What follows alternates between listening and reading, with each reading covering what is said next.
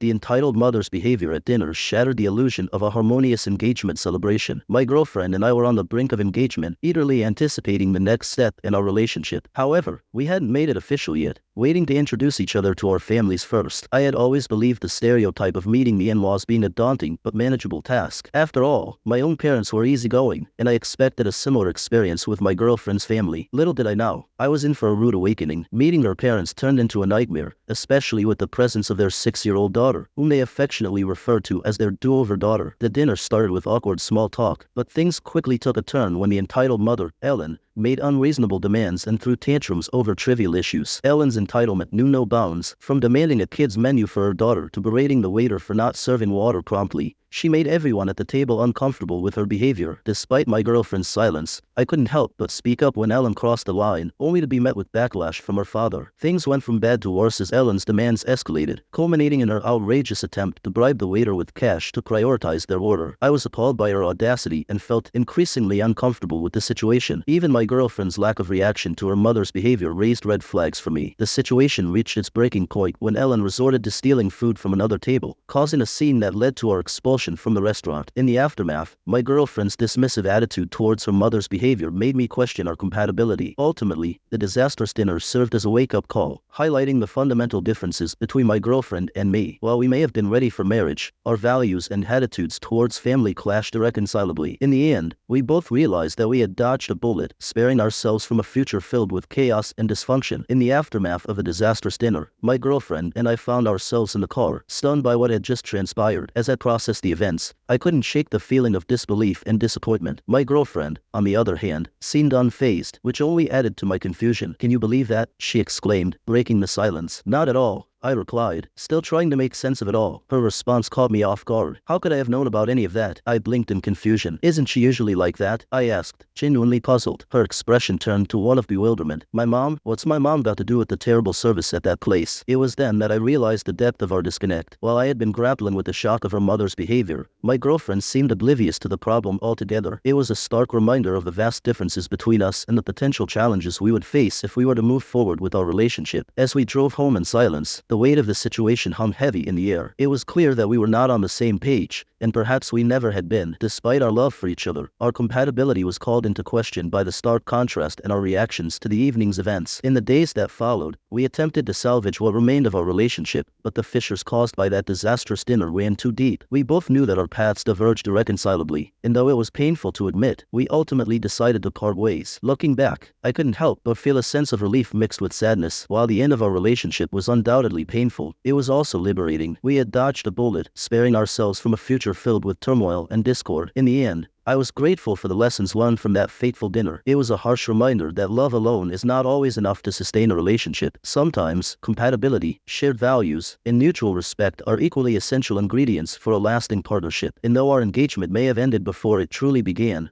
I knew that it was ultimately for the best.